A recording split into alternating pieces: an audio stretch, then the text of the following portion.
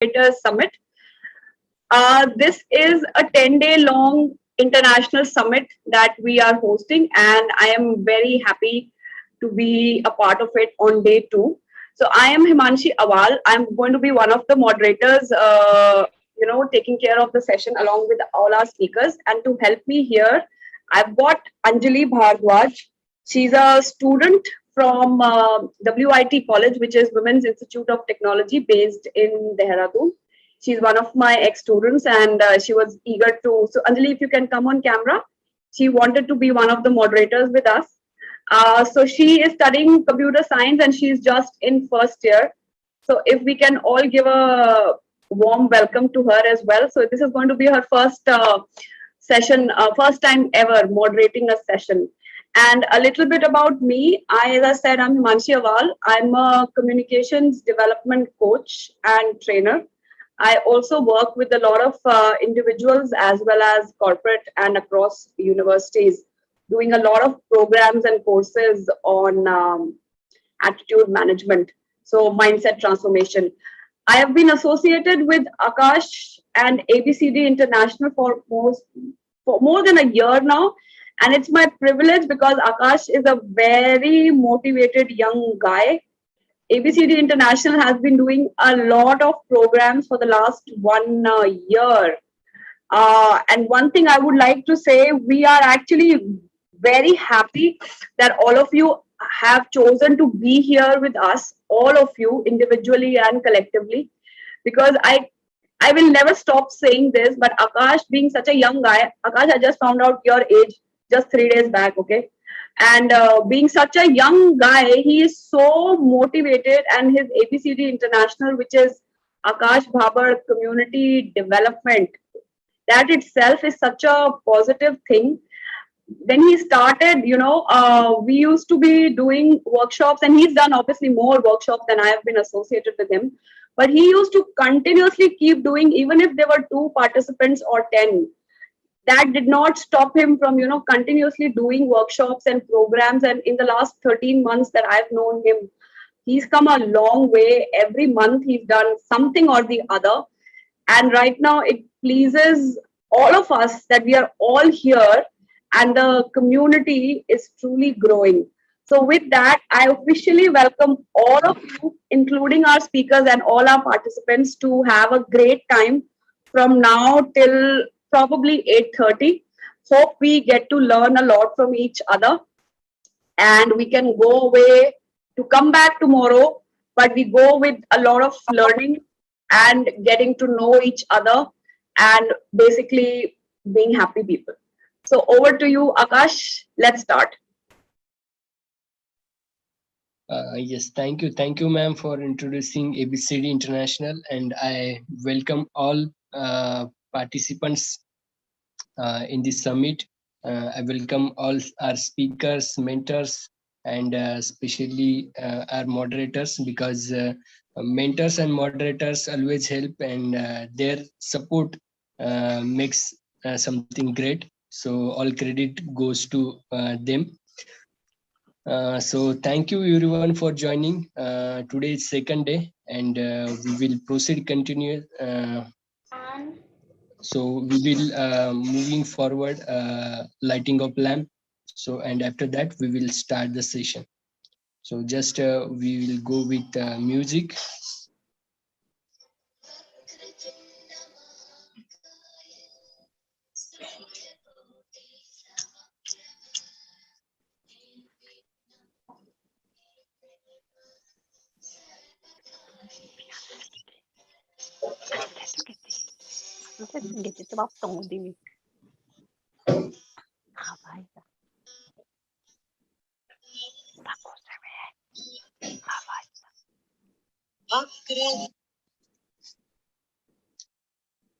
Yeah, thank you, ma'am, and over to you.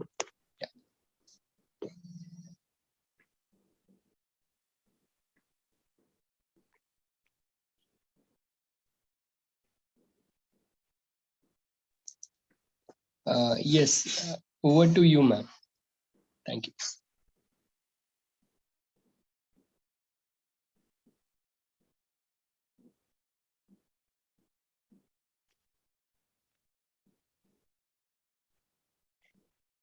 Akash, are you going to play the videos right now? No, no, no. We will move forward. We will play So video in. should we move? We'll move forward. Yes, yes. Okay, great.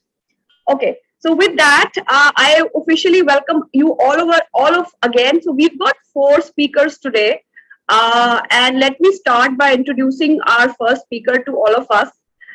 We've got Fahmida Muhammad with us here. So, in her own words, let me introduce her, but it gives me a lot of pleasure, Fahmida, to get to know you. She is a business management professional holding, so let's start counting, okay? So, she holds an MBA, an LLM, two honorary doctorates from Haiti and Brazil, co founder of the Trainer Motivational Speaker. She's a Toastmaster and a corporate trainer. Wow. She works in the area of leadership, learning and development, social and women empowerment activist. She's a global host and an international moderator. And she is going to be talking about transformation through revolution, entry of a regenerative perspective. So, with a warm welcome, please, Famida, the stage is all yours. That was indeed a very generous introduction, and the way you put it made me feel that I'm on cloud 99. So thank you, Himanshi. Thank you so much, and thank you, ABC International, for this honored opportunity. I feel privileged to be placing my opinions and my insights on such a global platform.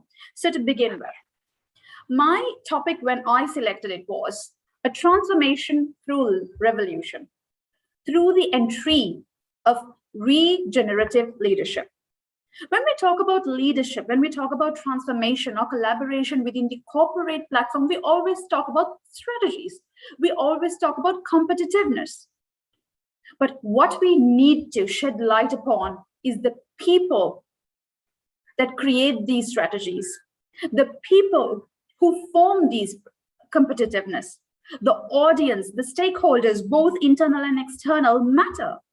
Because it is based on these that the company moves forward or lies back in line. For me, global collaboration and solidarity are two main pillars to reinforce both the cultural and the bio-regional uniqueness within project and production process. It simply means that it is an ecosystem that we need to look at, but every stage of the ecosystem lies the presence of a person or a group of people. When we are looking forward to transform the playing field, it needs to be leveled first, which will then enable the redesigning of the overall eco and economic system, focusing on the ultimatum of implementing changes radically and globally, which should actually positively impact the presence and survival of human life. Earth, industries, revolution, advancements, technologies, it is presented by the people, for the people. So people should be placed in the forefront. They should be seen as the first asset to move forth in life. As a cutting edge approach to leadership, I believe that we need to unfold and explore the inherent potential to decrease instead of increase entropy, to manifest optimum life potential. When here I say life potential, it is not the reproductivity only. It is also the survival and the fittest existence of people who we deal with day in, day out. I keep on saying people because I believe that we are the people, we are the real beings who created this earth. Because a virgin earth was presented to us by the holy phenomenon. Whoever the glory to him, glory to the Almighty. We together had to build it with the presence of people, with the presence of prosperity, with the presence of advancement. Civilization, who did the civilization? It was not magic. We made civilization. We understood civilization. Thus, the emphasis to me, and I suggest that the emphasis to everybody should always be the people who we connect with, the people who make it happen. A new direction from this detachment of materialistic to being connect is to aim at a positive disruption that happens in the mainstream by incorporating the well-being of planet, and its inhabitants. It is an undeniable fact, as I previously stated, that human evolution and civilization has contributed to many advancements, while indirectly creating planetary emergencies. While we've been happily focusing on life as it is, creating the advancements that we want, creating technologies, creating transformations, and yes, indeed, we take great pride in creating a revolutionary evolution of not only humans, but also the industries. We are also the main cause for planetary emergencies. Now, how are we going to combat these emergencies? The countermeasures would thus begin is to instigate response to issues such as climate change, ecological and social disintegration. Now, to do this has emerged the concept of regenerative leadership, whereby it addresses humanity with all its diverse worldviews and perspectives to be in support of the integrity of internally regenerative universe. Lead by heart is what I begin with. The purpose of self intertwined with the purpose of the organization. Take the organization as your own community. Take the organization as your family. Take the organization as a multinational, going beyond borders. You need to be within it. You need to see it as a whole where you see yourself in it. There's one thing that everyone looks upon a leader for. How much do they care? And how much are they committed? Ultimately, when an individual is able to demonstrate their passion, there begins the mysterious journey. If I begin to talk about this regenerative leadership that has been there, but not being shed the attentive light that it needs to have, we need to go beyond sustainability and ensure that we focus towards an optimistic and promising future that shall positively impact the systems we emerge in. We have come into a state until the pandemic came and put a knock on our heads and say, hey, this is not the world. This is not the end of the world. There is much more to it. Here it is. It's just the beginning. There began the journey of leadership. There were so many summits and world business forums that I spoke of, that I participated and also spoke, where they speak about leadership, how one has to emerge to be the change and make the change they wish to see in the world. This mission has undertaken to know the exact route map. Regenerative leadership unfolds the extraordinary power of self, because everything begins with self. Love, leadership, prosperity, courage, whatever this world is flourishing upon begins with self, where we are able to reach deep levels of knowledge. The cycle actually completes itself by attaining consciousness, willingness to change, immersion to inner self, development of healthy support systems, and finally, knowledge sharing, which we are ultimately doing through these wonderful opportunities that are presented online by esteemed organizations.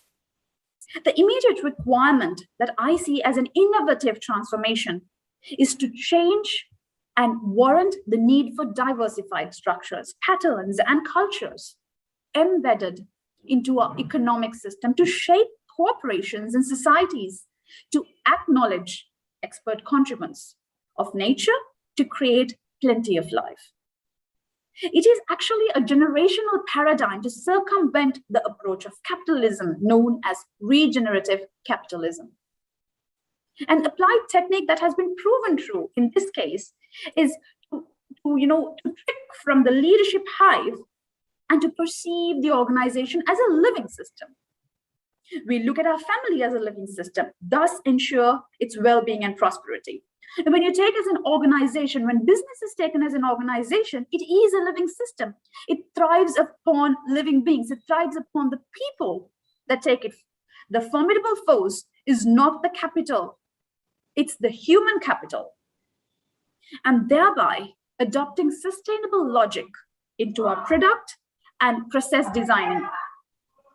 And incremental change, embracing the regenerative approach. Why would I say incremental change? Because yes, everybody is resistant to change.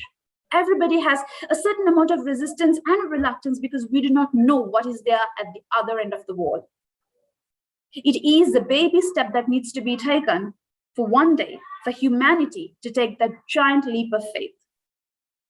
The emergence can also be referred to as the collective realization being triggered by individuals on the rate of human interference with nature. Aren't we at a biological war here? Aren't we at a biological war? What can we control of the pandemic that we are controlling? We are adapting to it. All this time, we had nature within our control. All this time, we had the ecosystem, everything within our control, taking everything for granted. But right now, it is a conversation that is happening. We are coming into terms, common grounds. Now, this has resulted in a wake-up for individuals, corporates, and governments alike. When I talk about self, people miss to understand the importance of self. They say self-realization is to understand who am I, the why, the purpose. Of course it is. I do not challenge on that. But we have to understand that self is the superior existence of life force. We have been given the ultimate intellect to drive the universe in a positive way. And there being, we also have to understand the leader that exists within us and through all of us. And who is a leader then? A leader would learn, engage, and acts as the advocate for the development by engaging in the right manner. That is who a leader is. The journey of leadership is actually a mission. It's actually undertaken prior to knowing the exact route map. Thus, the leader is an explorer. It begins with self-exploration, whereby the inner expedition redefines core values and principles and develops coherent actions.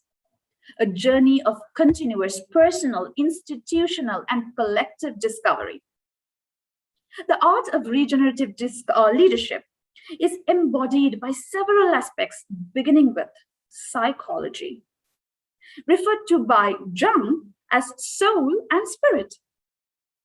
That is the catapult that unites the heart and the soul and the mind to delve deeper into the psyche beyond normal comprehension. Well, we are talking spiritual. We are spiritual beings at the end of the day. What drives us is our spiritual belief. What motivates us is that there is a holy phenomenon looking on us, above us, blessing us with all that we want. Life is all about spirituality, but it is not the ultimatum of it, of course. One's human brain has attained the unfathomable level, the celestial sense looping around the wisdom of life, unifying the system of thinking. It is actually an invigorating and multiplicative moral sense. Regenerative leadership unfolds the extraordinary power of self-reflection and contemplation, allowing self to reach deep levels of knowledge, recognition, and then manifest it to the organization, the unity called family, friends, community. Now, this need to heal is prior to the release of toxicity in order to move forward into a healthy and stable state of existence. Achieving success is one part, but sustaining it is the pivotal component of it. When I keep talking about regenerative leadership, it is an entire circle of life that I talk about, starting with self, where the learn, unlearn, relearn process takes place, teaching the learnings to many others to unite the true purpose of human beings. There comes the cliche of to lead by example, which we have and which our purpose lies within. We need to teach values, principles, and ethics that extend the breadth and depth of such realizations. And finally, the closure occurs when the leader, as a magician, extends the power of self-enlightenment and helps woman and man to intertwine the purpose of self along with the purpose of the organization, creating the higher purpose of the setting. Now, this is the vision and the mission that we call about. For example, the vision and mission of ABCD International needs to be understood by us, but self-conviction of the creators or the chair people or the chairpersons or the CEOs of ABCD International need to be self-convicted of what ABCD International is all about. Self-conviction is the first step of marketing and sales. You need to be able to buy the product yourself before telling somebody that the product is worth purchasing. This is where the high purpose of setting is. The rise of a powerful, influential, visionary, motivating society. This is where regenerative leadership boils down to. All this may be magical, technical, but what is now a reality once was an imagination. And regenerative leadership is an emerging concept. Many multinationals have taken it and they say, we adapt and adopt to regenerative leadership. But the application of it has been misunderstood. They think that sustainable development it is. Yes, it is a part of it. But regenerative leadership, once again, global luminaries, it begins from self. You need to understand the higher purpose for you to teach the higher purpose to the other person, and thereby the network of learning extends and expands. With our capabilities and abilities, we should not leave any stone unturned in achieving what's best for us, what's best for the future generation. We all work hard for our kids to live a normal life. Now, what if this planet is a deserted and a land unsuitable for living? Is this the real purpose of our living right now? Our hard work, our smart work, our intellects, our intelligence going into products and processors. Today is the tomorrow, and tomorrow needs to be treasured as much as today. It is a chain reaction that we create. In doing so, not only we create a world that is conducive for happy and successful life to one, but for all those who dwell within the same space. There are mental blocks that we've all got, and it is normal to have them. However, when these blocks, mental blocks, are converted into building blocks, the minor decisions that we take independently can collaboratively create infinite power. Isn't this how we have survived and excelled thus far? When we learn to walk through the walls built by us and others, not only things stand strong, but we stand strong and tall. Because, to conclude my presentation, the human power has and will bear the power to advocate change always for the greater good. Once again, thank you so much for the opportunity, and I pass back controls over to Ms. Himanshi. Thank you so much. Thank you, Fahmida. That was a wonderful speech. I actually made some notes while you were speaking. Some really valid points that you mentioned. Now, before we move, I would like to invite our participants here. If you have any questions that you would like to ask Fahmida, especially on this awesome topic, regenerative leadership that she's talked about, please, you can just raise your virtual hand and I'll ask you to unmute yourself and you can ask the question if anybody has a question, or you can put your question in the chat. Akash is saying, nice session, ma'am. Yes. Actually, while people put in their questions, I would like to give you a virtual congratulations. That is a great topic. You have explained it really nicely. And I have a lot of questions, but we are allowed only one question, so I can bombard you with mine later. So let me read. We have a question that has come in. Let me see. So Sanuria Khan, she is asking how exactly we can convert mental blocks to building blocks. If you can give maybe any related example. Certainly. Mental blocks. Now, what are these? These are challenges that are created by external forces and are believed as challenges by our internal self. Now, if I tell you, Sanuria, to come forth and present a speech on yourself, and what would you do? You would first have the reluctance. Oh, this is a platform. Do I have the ability to speak? Am I capable of doing that? mental blocks. These begin with minor things that build up to be major mental blocks as we grow, as we intellect, as we attain wisdom. Mental blocks are simple challenges that you pose to yourself. Can I do this? Am I capable of doing this? I'm sure we all know this particular cliche. Try, because if you do not try, you have failed. Try and fail without failing without trying. Now, these mental blocks that we speak about are these internal voices within us, clogging our decisions, fogging our wisdom, and allowing us to not see the broader picture. Because life is so much, there's so much. You need to weather the storm and you need to believe in yourself.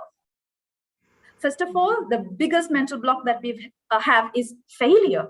If I fail, I'm going to be embarrassed. But do you know that failure is the first step to success? I'm sure we all know that.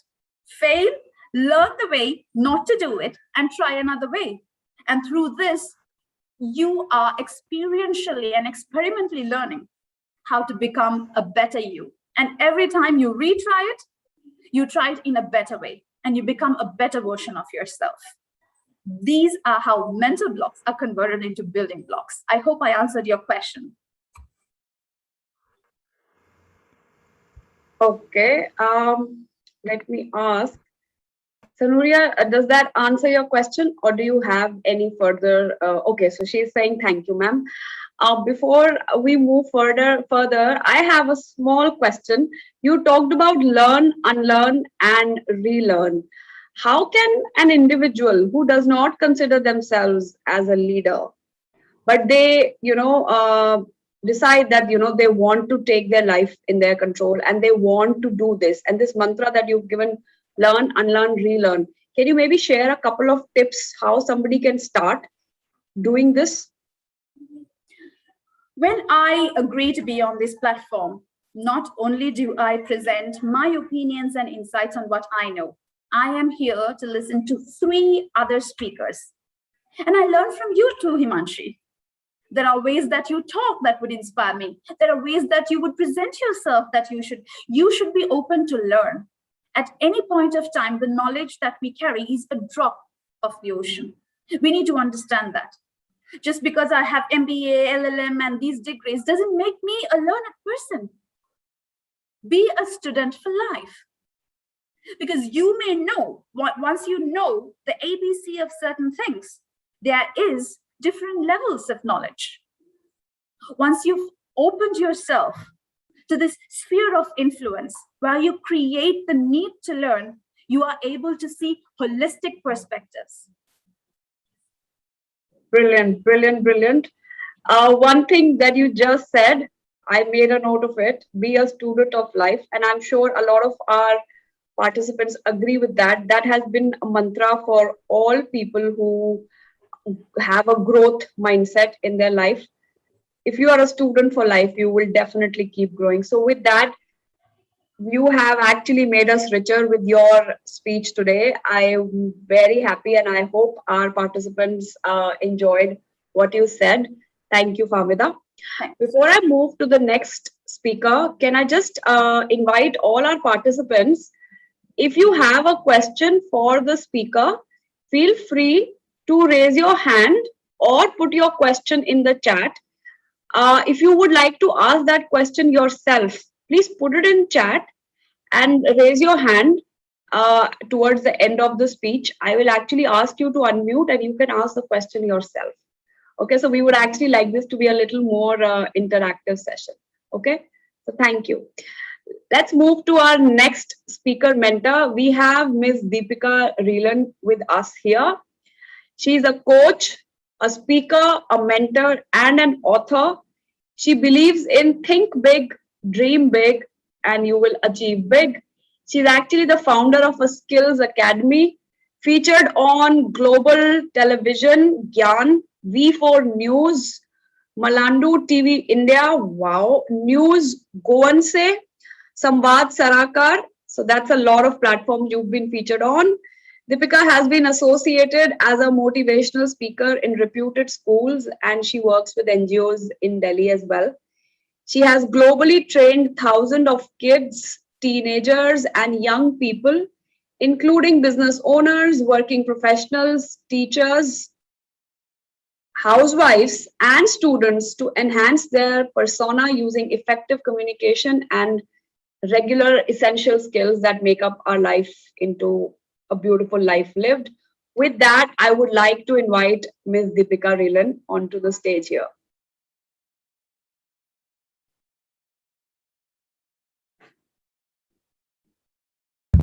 Now, am I audible to you? Yes, you are. Thank you so much. This is what I was saying on that time. Okay. Thank you so much for the brief introduction, and it's lovely to have here again. So today, what I'm going to talk about is how you can test your business ideas, how we can test the business ideas. See, for every successful business, we have to first identify what are the things that will work for us and what are the things which is not. Although we cannot predict all those things, although it is not in our hand, but yes, for our business, we can test few things, and accordingly, we can survey on a market and put our efforts best to get the best lead for our business, to get the best possibilities for the business ideas, right? So what we have to do to start any business, this is what we are going to look here. So for any business idea, what are the things you need to take care once you start? First of all, I would like to know from your end, what are the business ideas that you have? Do you have any business ideas that you would like to work upon, that you want to see whether it's working for me or not, that would be you like to come across with? Any business idea that you have in your mind that you wanted to share with the people, that you wanted to start in a business or something? Anyone?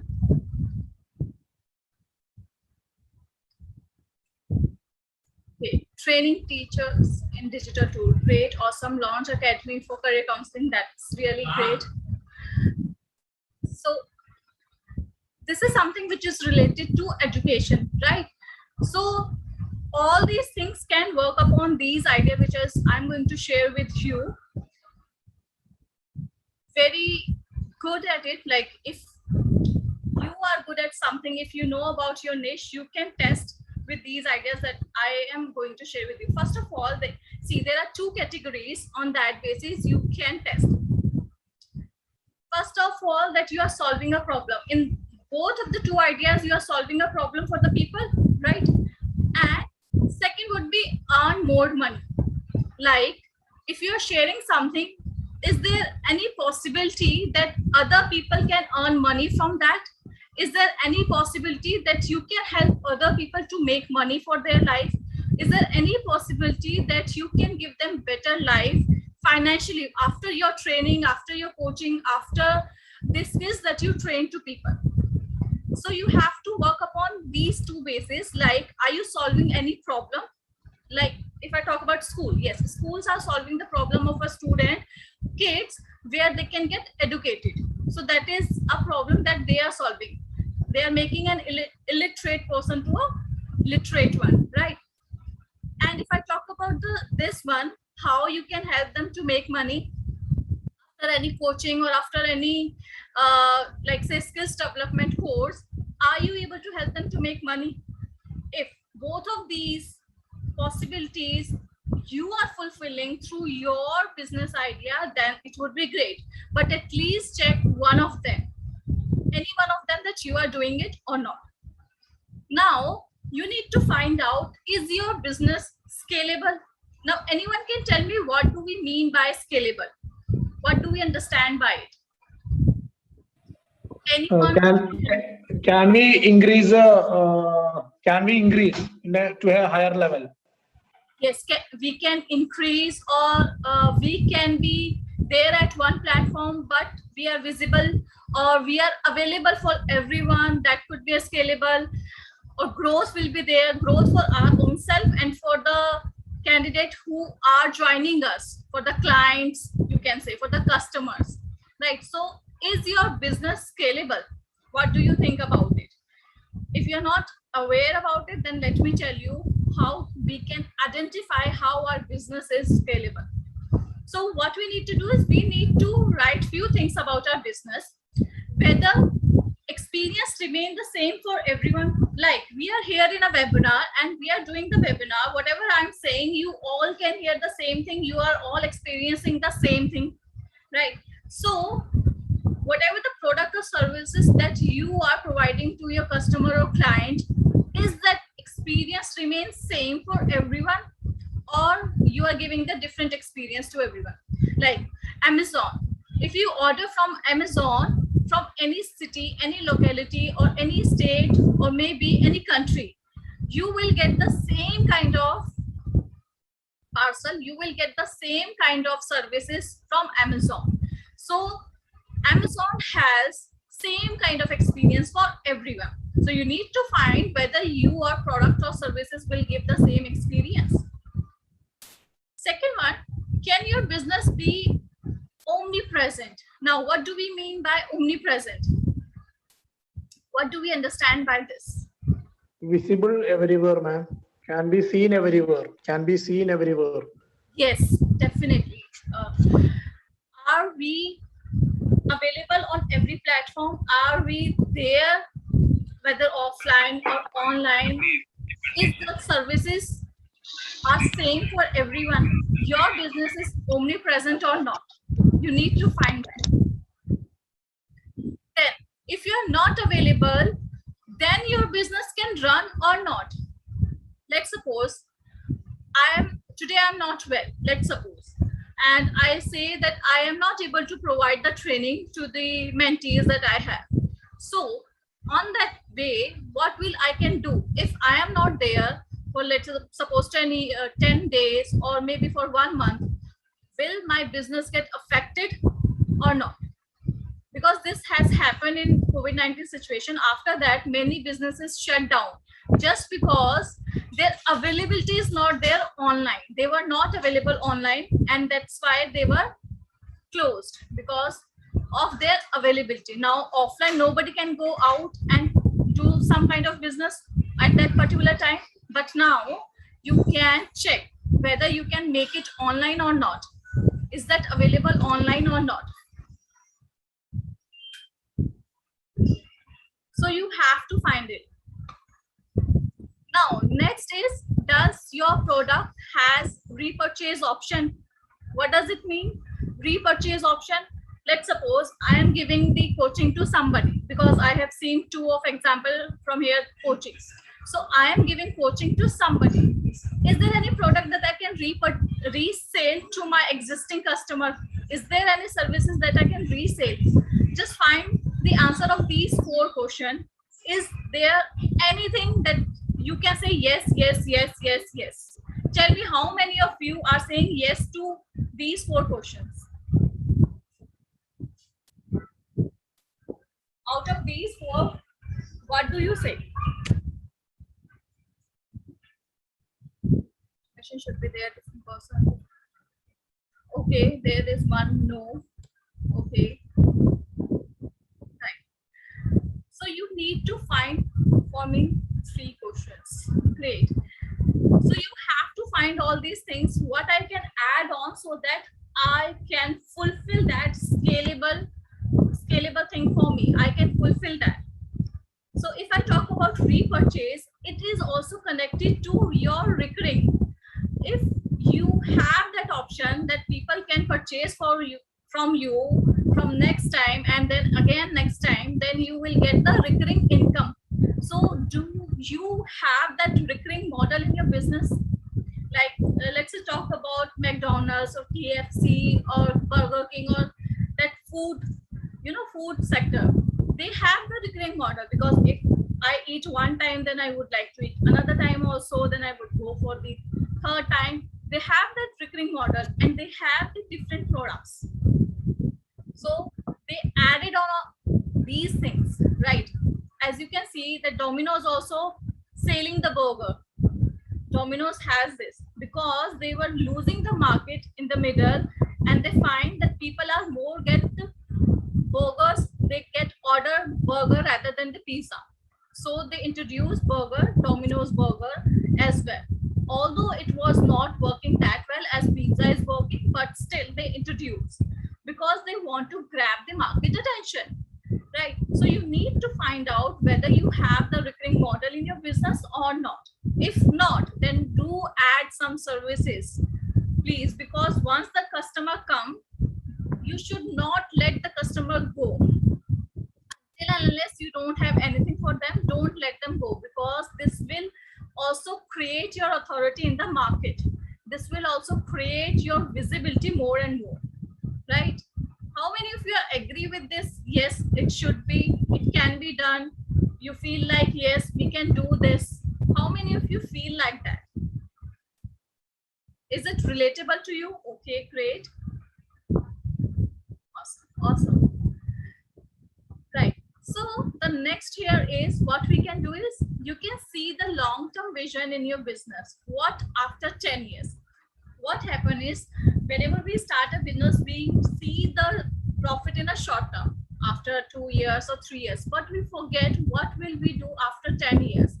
Is my business in a way that I can run it for a 10 years with profits? It's not just I have to run from my pocket. It should be like I make some money from my business so that it can be visible in the market, and it is there for the minimum of 10 years. Like if we talk about any education sector which really get affected because of this corona situation, right? Now people are coming online on online platform. Earlier what happened, parents and teachers both are saying don't touch your mobile phone to kids, that you are not supposed to play games in a mobile, don't all the time go on a screen and watch TV and all these things, right? But what happened now, people are there on a mobile phone, they attend their business meeting, kids are attending their classes as well on a mobile. So everything has changed, the mindset has been changed now. You have to come up with a new technology, you have to grab and you have to understand what is the need of an hour. So is your business in a way that if any situation can change, you can change your business process in that way? Are you able to change the process of it, or are you able to see that yes, my business can be visible in the market for 10 years from now? So this way you can check your scalability. Okay, there is a case study that I would like to share with you. You can search on a Google as well. Ola. So Ola is come up with as a taxi, right? Radio taxi. You can call and you can download an app, call and cab for you, and you can go. After that, what happened? Ola is come up as a charging station as well, for electronic scooty as well, right? So you can go for a zone where you will get most of the things. Ola doesn't really need to go for a scooty, is it? Do you feel that yes, Ola has a scooty now, so people will get the scooty on rental basis or maybe for per hour basis, is it? But Ola has different products as per the market, and 78% of the market has been grabbed by the Ola. So they change them with the time. If I'll give you another example here, if you remember Nokia, there was a phone. I remember after my 12th, my father gifted me Nokia mobile. But now Nokia doesn't exist anymore that in that way. Earlier, everybody used to take Nokia, used to purchase Nokia. But after smartphone, Nokia doesn't upgrade himself. He was like, no, I will not upgrade it and people will buy the same. But people change, markets change, scenarios change. Now nobody would like to buy Nokia mobiles, right? So you have to change with the time. You have to upgrade yourself with the time. You have to upgrade your business with the time. What is the need of your market? You have to understand this. As for that, you can change. Now tell me, what is your niche? What do you think? Is your niche profitable? Is your niche scalable? Is your niche exist for or let's say 10 or 15 years from now, you can easily test all these things from these questions. Anyone would like to share their niche? Because on the basis of your niche, on the basis of your expertise, on the basis of what you have given to the people, what you have qualities, what are the qualities that you have to provide any kind of services or product to people. On that basis, you can choose your business. I would like to start just business if possible. Okay. Everything is possible. You just need to figure it out. Everything is possible. You just need to find the right guidance for the business. Just look into the market, what all the things are available. That is what I am going to tell you about, how you can find whether your business can be scalable or not, whether your business can exist, or whether your business idea can be profitable for you or not. So second thing that we have to do is survey.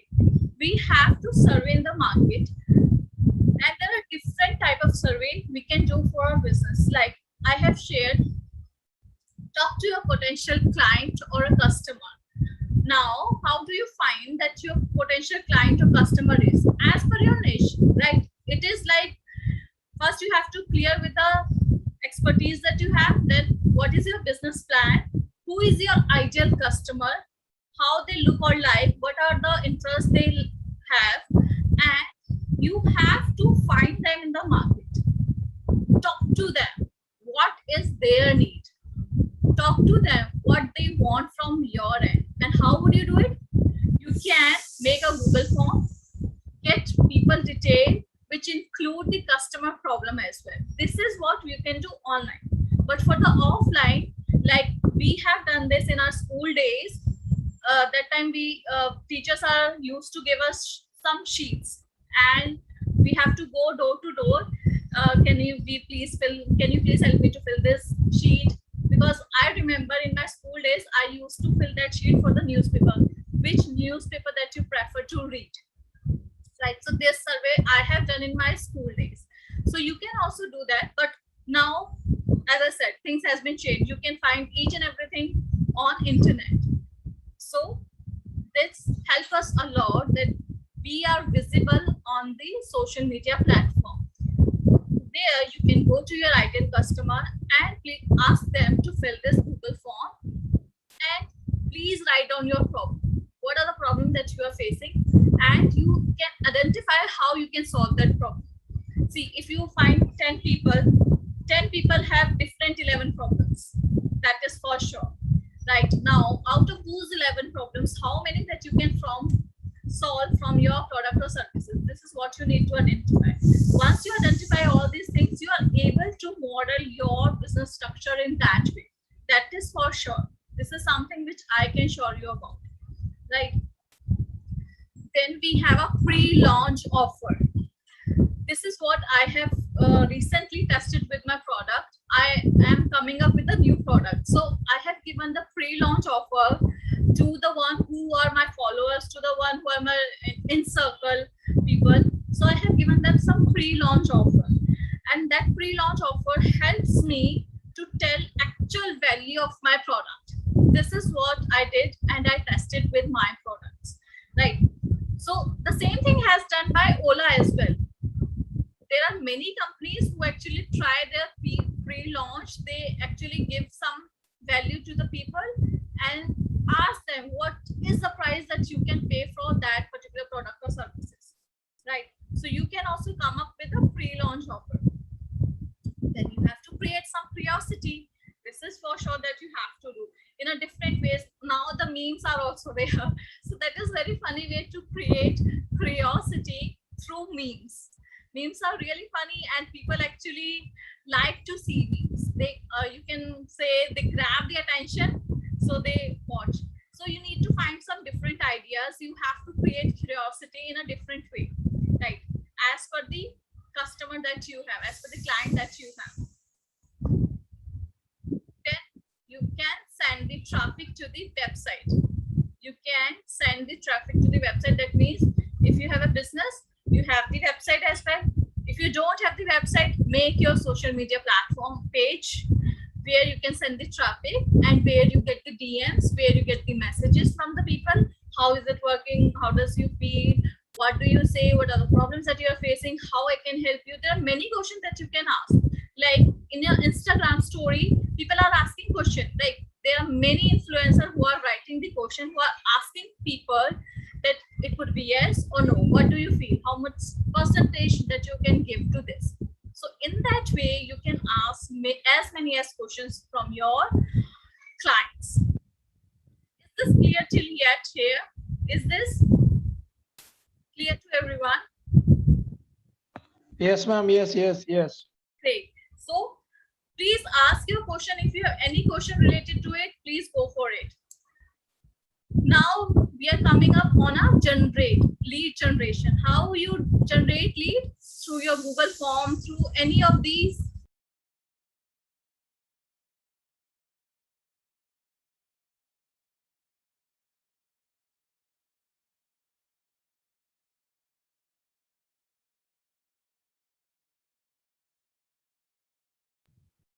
I'm sorry that internet has some distraction. I'm so sorry.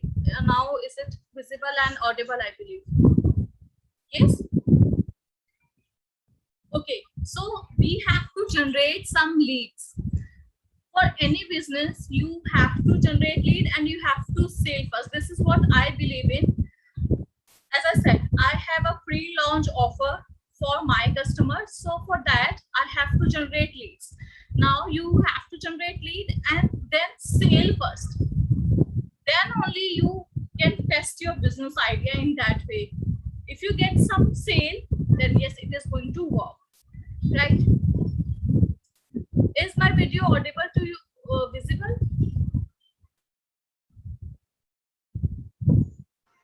Yes, yes. Yes, ma'am. Wait. Right. So how you validate your idea? Through scalability, the survey and the traffic that you will go, like traffic that you have to send on your website or maybe on your social media platform, any of these. If somebody don't have the website, please go for the social media platform and then gradually you can build your website. This is how you can validate your idea, whether it is working or not, whether it is profitable or not, whether it is going to have that move in the market or not. And definitely you have to upgrade yourself with the market. This is something that you have to do. Is it right? Is it okay? Any question that you have, please go ahead. Yeah, good to start your business.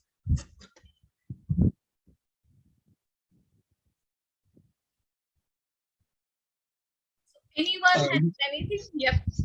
Yes, sir. Yes, Mohammed sir, Wow. please ask question.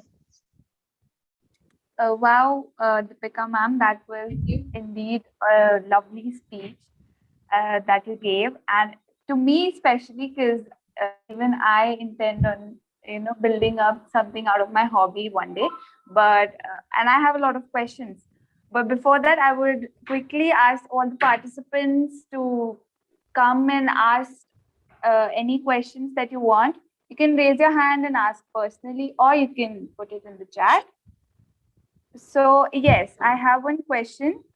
How to compete with the existing and successful ones? Yes, that, ma'am, can you please answer that? How to compete? Okay. See, first of all, I don't believe in the competition because I have my own unique qualities and I have my own things in me. Whatever the competition is, which is in our mind only. There is no such competition.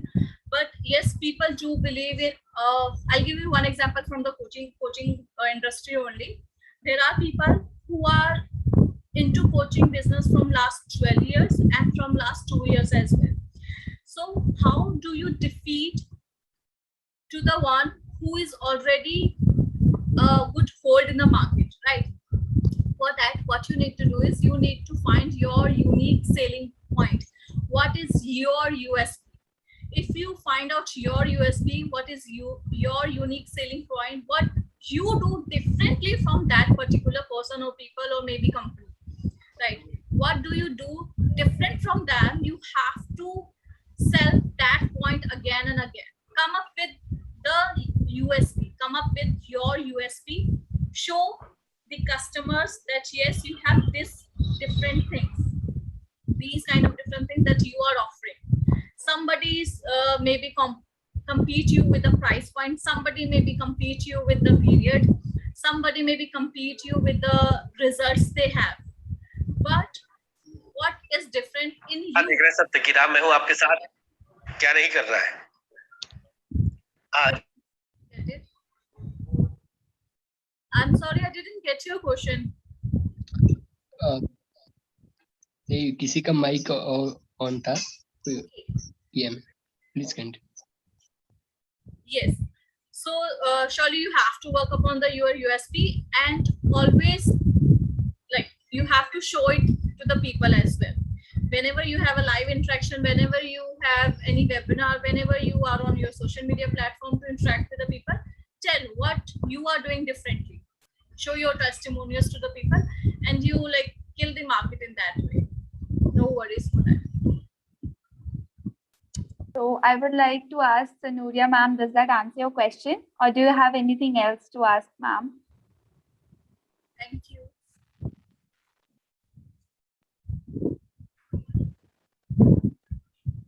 Okay, so that answers her question. Ma'am, Deepika ma'am, can you please just answer this question that I had? Since I am independent, I'm dependent on my parents. So how can I model my business? Just a You are dependent upon your parents, you said. Yes, I'm a student. Okay, you are a student. So you wanted to start your business. See, there is answer was there in the PPT. I asked, what is your niche? What is your expertise? If you know about your qualities, if you know about your skill, or I would say if you know about your niche, if I ask you, Anjali, what is your niche? What is there anything that in which you are good at? Any particular thing that you have, you can monetize that. Yes, ma'am. So you are hosting the event, this event, so you have the good communication skills, right? Just show your communication skills to the people, and then you can sell that. First, give free services for few time, give free services for your product or services, get testimonials. Okay? People are liking it or not, what people are saying about it. Then after getting the testimonial, you can monetize that easily, because you have the result in your hand, right?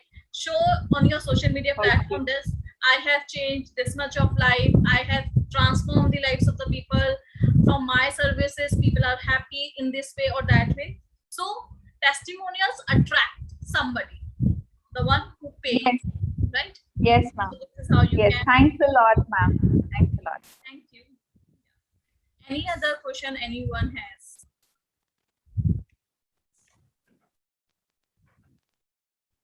I guess the chat is full of only compliments for you, Deepika.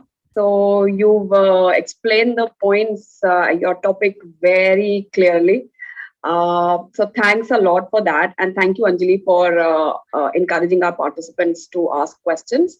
Thanks a lot for your time, Deepika. Let's move to our third speaker mentor for the day. So we have from Armenia, one of our international speaker mentors, Arusyak. So I'm going to take a little time to pronounce your name. So Arusyak Ivanian, you are a PhD candidate at the European University of Armenia. So you're going to be a doctor soon. You're a researcher, English professor, a USG alumni, a mentor, a teacher trainer, business English tutor, access English trainer at COAF company. So that's a lot of accomplishments. And you are going to be talking about usage of animal trans terms as effective economic and educational factors. Correct? Okay, so please take the stage and let us know what this is about. And we hope to learn something from you. Thank you. Thank you very much, Himanshi, for your nice introduction. Hello, everyone, dear professionals. I'd like first and foremost to thank the organizers of this meeting, especially Akash Bahabat, for inviting me to International Business Innovators Summit 2021 today. Also, I would like to thank all of you for your time and interest to be here with us. I am honored to be here and to meet so many brilliant people. So, as I've already mentioned, my topic is today the usage of animal trans terms in business English as economic and educational factors. Could you please, Mr. Akash, share my slide if it's not difficult? Yes, 1 minute. So I have some questions to the audience. Have you ever taught business English? If not business English, so have you ever met unfamiliar words which were hard to explain to your students? No? Or have you ever pondered over why so many animal names are used in business English, especially in management, marketing, finance? Yes, I have. Yes, which word? This is Himanshi. I've always wondered why the business world is so obsessed with animal concepts. Okay, so today I'm going to explain. Let me start by telling you a story from my own experience briefly. Personally, I met lots of unfamiliar words while teaching business English, and the uncomfortable feeling not knowing them pushed me to explore business English terminology. As a researcher, I found not only animal names but also colors, plant names with entirely different meanings, which were metaphorical. According to the latest research, metaphor is an important tool for developing business theories and communicating ideas in a business context. Linguistic research investigates the metaphors used in business English from various perspectives. Could you please, next slide, Mr. Akash? Okay, next please. So the purpose of this presentation is to highlight the properties and semantic features of the usage of animal trans terms in business English. Many animal terms inflow into business English as a result of transterminologization as effective economic and educational factor. What is transterminologization? Could you please move on, Mr. Akash? Next slide, please. Transterminologization is the linguistic process when terms of one scientific field migrate to another one and adapt. With the help of transterminology, the names of animals are transmitted in business English, which creates special conceptual system and theories. These theories can be very effective both in stimulating the economy and in the context of science and education. The source of the given presentation were notable linguist works, articles, books, online dictionaries. By the way, this is my article. I'm presenting you my latest research. So my research has is concentrated mainly on two factors, economic factors and educational factors. Could you please change the slides, Mr. Akash? So let me speak about economic factors. As economic efficiency factors, animal names represent financial and economic processes that contribute to the improvement of marketing, management, finance, risk assessment, and market strategy mechanisms. In the examples that I'm going to present, each animal trans term is a business strategy that seeks to overcome the competitive, uncontrollable, severe situation environment in the world.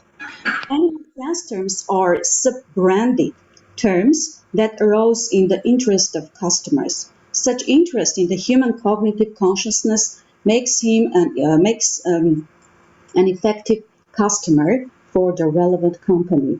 A profitable customer is the goal that provides the end result of the company's income. So here are the economic factors that you see on the screen.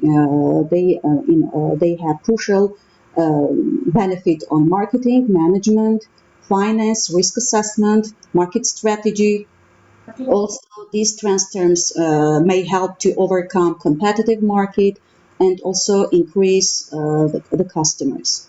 Let me speak about the educational factors. Mr. Akash?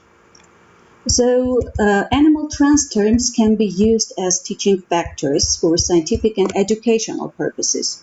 Teaching business English should be combined not only with textbooks, but also with professional books, articles, other extra resources related to the certain topic. Do you hear me, by the way? Yes, ma'am. Yes? Okay. Resources related to the certain topic. On the base of each trans term is an economic theory that can help students expand not only their vocabulary, develop economic thinking, and the willingness to start a personal business, control their finances, negotiate, and strengthen their business communication skills. Also, next slide, please. Animal trans terms include not only include animal metaphor. So what is animal metaphor and what is human metaphor? The tendency to replace the term with an animal name already has a tendency to be noticeable.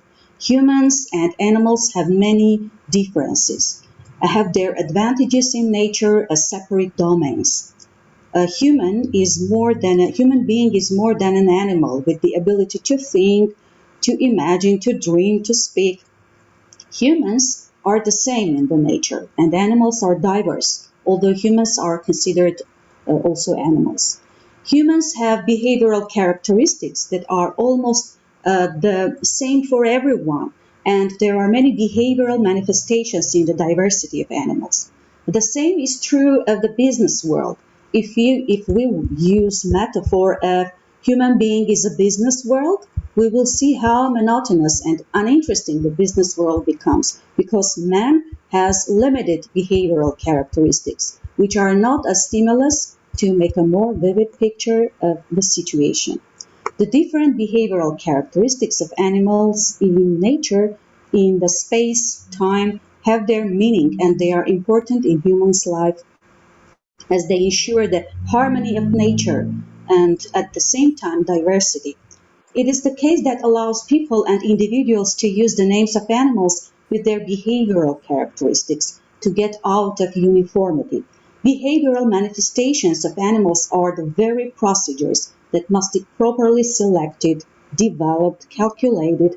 Thus, animal metaphor, as an outsourcing of terminology, contributes to the effective realization of specific business goals in different parts of the world. Next slide, please. I'd like to move on and to present the example of my research. I found this term in this book. The first, purple cow. The term was first used in Seth Godin's book, Purple Cow, Transform Your Business by Being Remarkable. Marketers for years have talked about 5 P's of marketing. There are more than 5 of them, but everyone has their favorite 5.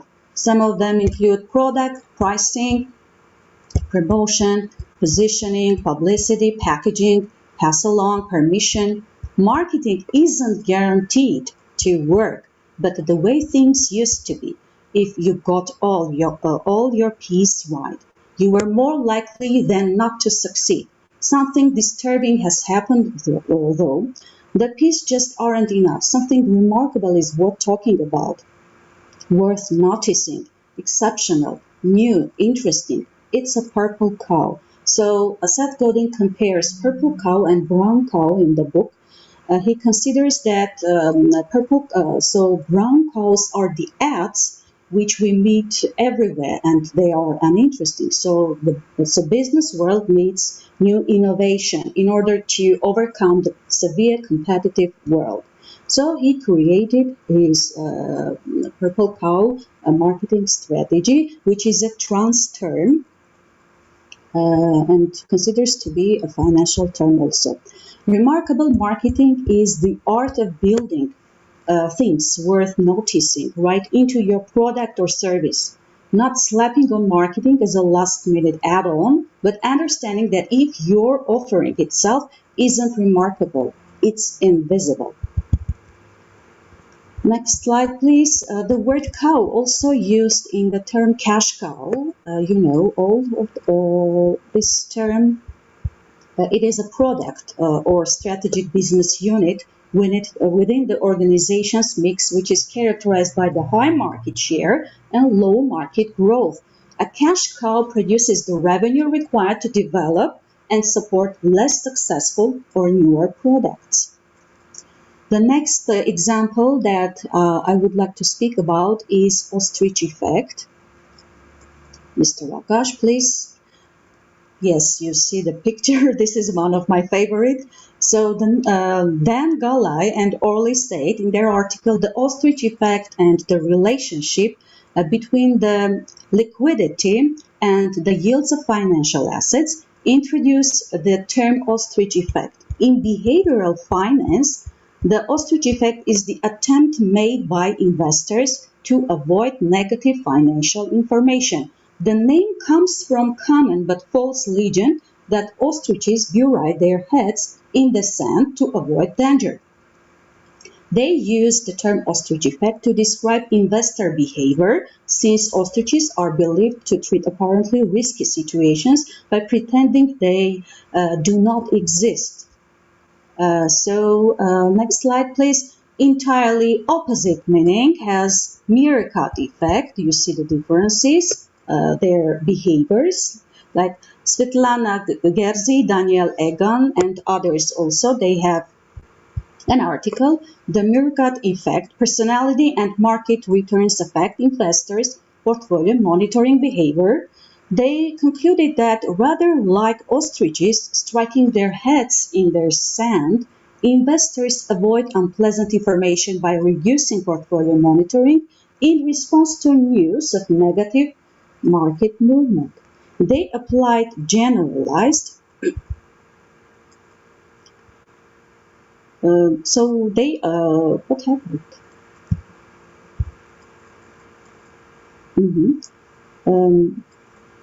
So this one is, so you saw the differences of them.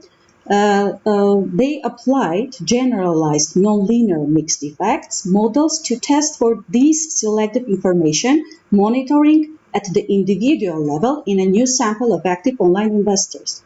They they find that investors increase their portfolio monitoring following both positive and daily negative market returns, behaving more likely hypervigilant meerkats than head in the sand ostriches. The next example you see on your screen is tiger economy. A tiger economy is a term used to describe several booming economies, particularly in Southeast Asia. The Asian tiger economies typically include Singapore, Hong Kong, South Korea, and Taiwan. The Asian tigers are high-growth economies that have transitioned from predominantly agrarian societies of the 1960s in industrialized nations. The economic growth in each of the countries is usually export-led, but with sophisticated financial and trading markets. Singapore and Hong Kong, for example, are home of two of the major financial markets in the world. Sometimes China is mentioned as an Asian tiger, but has separated itself from the pack to become one of the largest economies of the world.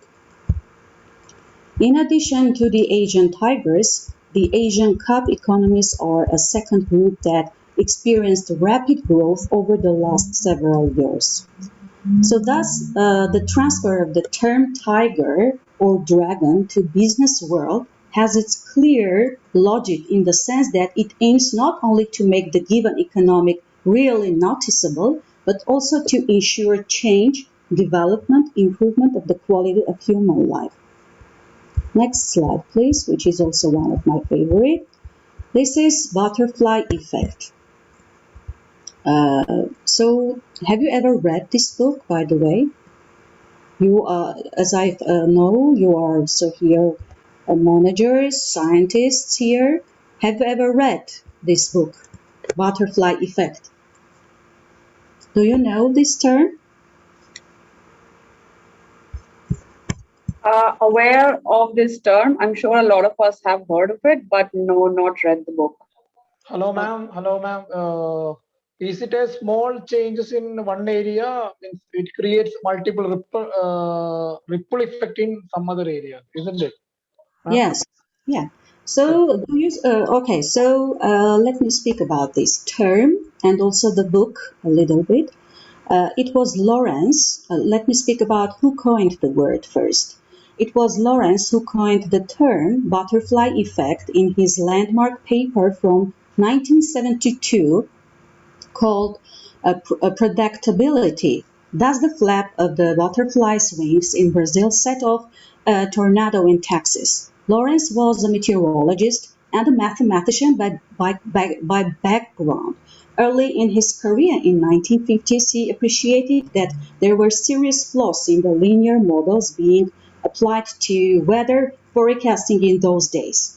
Most atmospheric phenomena behind weather forecasting are nonlinear, and therefore Lawrence challenged the appropriateness of linear models to describe these processes. Lawrence discovered the mechanism of deterministic chaos in computer models. Simple systems with few variables can still display complicated and predictable behavior. Lawrence showed that even deterministic systems have limits to their predictability. The butterfly effect refers to the phenomenon that a seemingly stable system can be exposed to very small influences and can transform from orderly convection into wild chaos. The butterfly effect in competitive markets by Rajagopal, in picture you see Rajagopal, pertains to marketing and business strategy and aims to enable forward-thinking marketers to benefit rather than suffer from butterfly effect. So, what he says, as a result of globalization, a great competitive situation was created not only in the world market, but also in the local market. Different companies and products have sprung up all over the world, which has created a chaotic situation for the global and local markets, as the local markets are also trying to keep a pace with globalization. They also want to go global, to grow rapidly, to occupy a relevant place in the market. However, such a trend can lead to chaos, as there are various companies and products in the market that are trying to identify. This variety can be confusing for the customer. Consumer, if any company wants to maintain a stable position in the chaos of the market competition, it must create a different product that will make the company remarkable, will be noticeable to the consumer. Professor Rajagopal first used the term butterfly in his book, The Butterfly Effect in Competitive Markets, which describes how to achieve great results in small steps in the market. The appearance of the butterfly is just a small step that can bring big profits to the company. Thank you. Next, please. Next slide. In the next slide, I'm going to speak about fishbone diagram. A fishbone diagram is a visual way to look at cause and effect. It is a more structured approach than some other tools available for brainstorming causes of a problem. George and also Carmen Nadia in their article presented fishbone diagram that is the goal of identifying and grouping the causes which generate a quality problem. Gradually, the method has been used also to group in categories the causes of the other types of problems which an organization confronts with. This made fishbone diagram become a very useful instrument in risk identification stage. The article proposes to extend the applicability of the method by including in the analysis the probabilities and the impact which allow determining the risk score for each category of cause, but also of the global risk. The practical application is realized to analyze the risk using specialists. Also, like fishbone diagram, I have found another term, elephant curve, which I have not included in the, of course, slide, but it is also a very interesting example. Next example that I would like to speak about is Queen Bee Roll. Queen Bee Roll. Mike Mikhailovich, do you see the picture and the book? In his book Clockwork, Design Your Business to Run Itself, uses Queen Bee Roll for business purposes. Identifying your Queen Bee Roll can change your life and your business. The concept is taken from the activity of the queen bee in a beehive. Her role of laying eggs is so important that the other bees will do whatever it takes to support her. If the queen is overheated, the other bees will switch from, say, collecting pollen to fanning and cooling her. Mikhailovich argues that entrepreneurs must discover their queen bee role. What functions are you doing that interfere with vital tasks that would result in the biggest financial return of your business? How can you free up time to focus on your queen bee role? Also, besides queen bee role, he is speaking about the 4Ds, which is also a strategy. 4Ds are doing, deciding, delegating, and designing. The 4Ds represent the way work is done in most organizations. As small businesses or business owners, we spend much of our time doing or deciding. Either we do the tasks ourselves or we ask someone to help us while, importantly, checking in for vital decisions. Often, doers will hand off a task only to be interpreted frequently with questions because they didn't truly delegate. They required checking around decisions. This scenario results in frustration for both parties, ending with their doer exclaiming, "I will do it myself." If doers delegated a task by letting go of deciding, the result would be more time to focus on their queen bee role. Finally, as the role becomes clearer and or functioning smoothly, entrepreneurs can spend time designing, working on the business rather than in it. And when you can focus on creating the business, it's time to plan that 4-week also vacation. You can read the book and catch very important ideas how to start small businesses, how to plan, and how to use the role strategy. The next example is giraffe money. So you see in the picture also zebra. Chris Jarvis, in his book Giraffe Money, See Better Paths to Elevated Wealth, is using two animal terms, giraffe and zebra. He uses the metaphor of giraffe and zebra offering levers of radical change to shareholders. The 7 strategies in his book provide a starting point for shareholders on how to grow and become financially independent. To achieve this, he offers to be like giraffes. After studying the behavior of giraffes in the Amazon for a long time, the author noticed that of all the animals, he is the only one who exhibits arbitrary positive behavior. Seeing this, he decided to use the metaphor of giraffe as a brand in the business world. He offers business people, to show their giraffe-like arbitrariness, keeping their necks long, always looking for new opportunities to make change in the business world. He compares giraffes to zebras. First of all, they differ in hate. By hate in the book, the author refers to the amount of money that the shareholder possesses.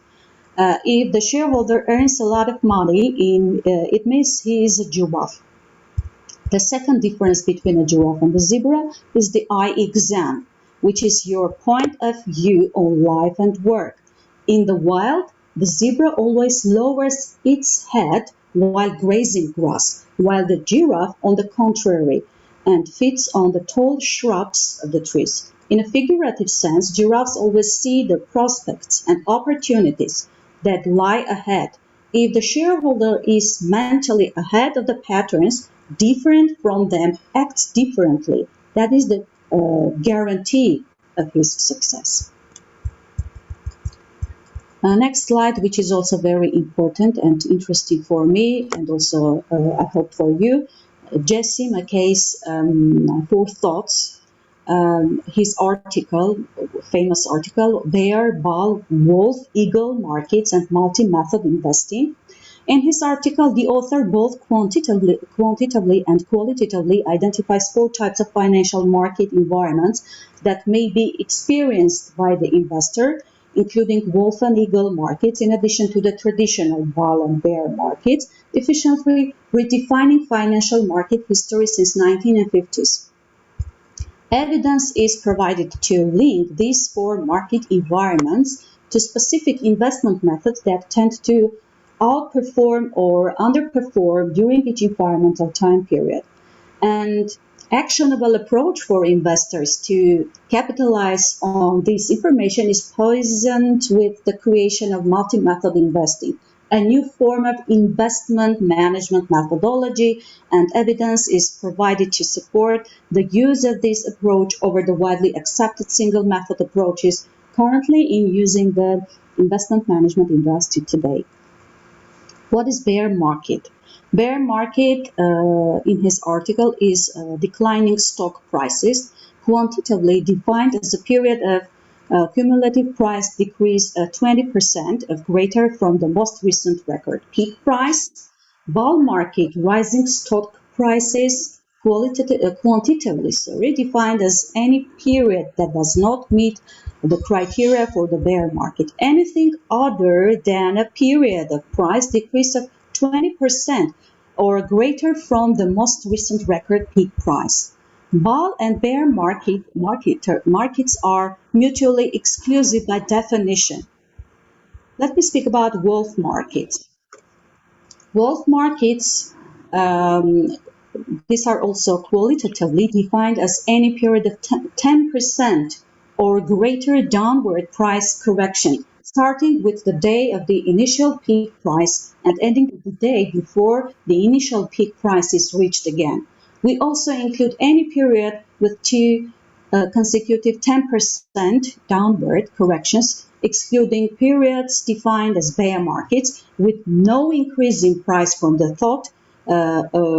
through the first correction to the through of the second correction, ending after the second through on the day before the initial price of the first correction starting peak is reached. So eagle markets, quantitatively defined as any period exhibiting trailing first-year returns of 30% or greater without an intervening 10% or greater downward price correction. In business English, the terms bear and bull market were used back in 1950s. We also have kangaroo market, pig market, chicken market trans terms, which are mostly slangs. Next slide, please. In plain terms, a kangaroo market can be defined, okay, you see the pictures, some animals. A kangaroo market can be defined by the frequency of stocks changing value and bouncing up and down over a period of time without any stable rising or declining trends. Pig is an old slang term for an investor who is seen as greedy, having forgotten his or her original investment strategy to focus on securing unrealistic future gains. After experiencing a gain, these investors often have very high expectations about the future prospects of the investment and therefore do not sell their position to realize the gain. So chicken in this sense means to be fearful. Chicken money is assets or savings you would keep safely. You would not make a risky investment with it. In contrast of bear and bull market, there is also stag market. Stag is a slang term for a short-term speculator, a day trader, for example, who attempts to profit from short-term market movements by quickly moving in and out of positions. Day traders or stacks typically require access to a lot of liquid capital to fund their positions and make a living. This is because they may be attempting to gain returns on small price movements multiple times each day or with multiple positions at the same time. Hook, also, could you please change the slide? I want to speak about Hook and Dove markets. Hawk and dove are also annual trans terms, which are slangs and do not have formal usage. An inflation hawk, also known in monetary jargon as a hawk, is a policymaker or advisor who is predominantly concerned with the potential impact of interest rates as they relate to fiscal policy. Hawks are seen as willing to allow interest rates to raise in order to keep inflation under control. A dove is an economic policy advisor who promotes monetary policies that usually involve low interest rates. Doves tend to support low interest rates and expansionary monetary policy because they value indicators like low unemployment over keeping inflation low. And the last example that I would like to speak about is Robert Brown's book, Wealthing Like Rabbits. The term rabbit is used in this book metaphorically also. It is written to be a fun and unique introduction to personal finance. This book has a great authority within the students. In the book, the author introduces a number of strategies for building personal finances, such as how to start your own business, make savings, and expand your own budget to retire sooner. In this regard, to use of a metaphor of the rabbit in this book is very interesting. The rabbit runs very fast and breeds in a short period of time, and they multiply quickly. So these properties are attributed to starting your own business. For example, rapid reproduction is associated with saving and multiplying them. To conclude, I would like to say that I have explored lots of animal trans terms, but I included only some of them in my presentations. So we have also unicorns, sheep, goat, many animal names. But anyway, to my research, I came to the conclusion that animal names can be considered as brand names, and they can make sense, can be innovative, and make some big and small companies overcome severe competitive environment. Thank you for your attention. I'm ready for your questions. Okay, great. Wow. I actually have been making a lot of notes with what you were saying. So, lot of concepts that you have shared, a lot of the terms, I'm sure some of us, or at least most of us, a lot of those terms we haven't heard. Do we have any questions coming from our participants? Please, the stage is open. Please feel free to ask your questions. Arishik has shared a lot of concepts with us, and I'm sure those of us who are in business, knowledge of these concepts can really help us. Any questions we have?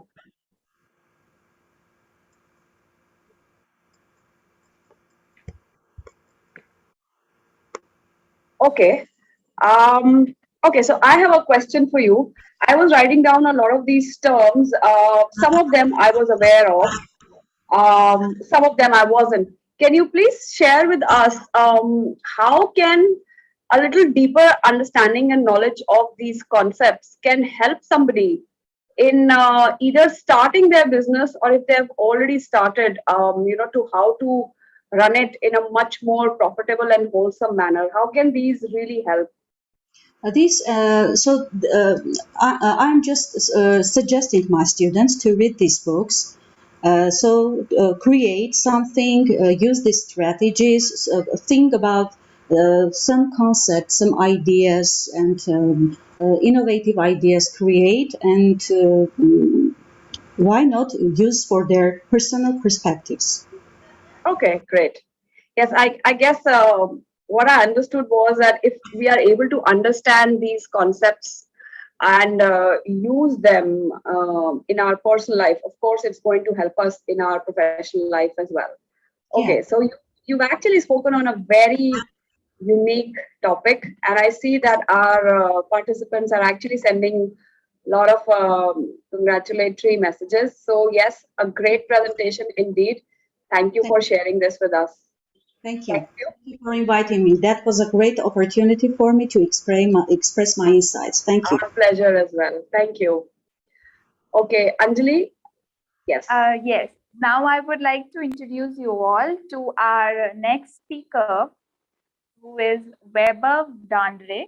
So he is a certified life coach, financial expert, marketing specialist, motivational speaker, MBA marketing, CTT certified by AICET Delhi and Tata Community Group, experience in training corporates, expert in conducting BFSI domain training, conducted campus to corporate programs for different colleges, expert for stock market and investment management, founder of VDCSA Speakers Club. Some of the awards that he has received: Best Financial Coach 2021, awarded by ABCD International, awarded as Best Social Activist by AIUFA in 2020, Zone Director, Junior Chamber International President 2020, JCI Nagpur Nakshatra. That's a lot of achievements, sir. Now I would like you to please come forward and share your thoughts. It would be a lovely speech. Yeah, thank you very much, Anjali ji. Am I audible to all? Yes, Yes, sir. sir. Yes, yes.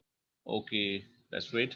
And just like I've joined the session later, but like I hope it was really informative for all, and I think it was a treat. Like overall, a whole day, like we are into trainings and learning different concepts, different ideas, and like interacting with a different legends. Legends, I would say, like they are specialists in their field and know each and every small just like part of their work.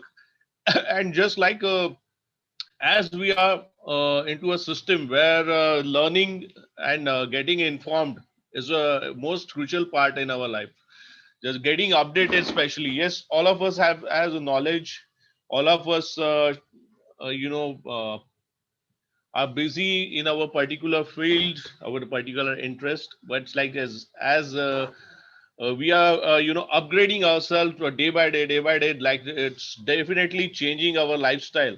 And just like I'm seeing there are 24 participants, some of them might be knowing me, some of them are new to me. So yes, most of them, I think there could be like self-employed or related to different businesses. So yes, today it's my pleasure to interact with all.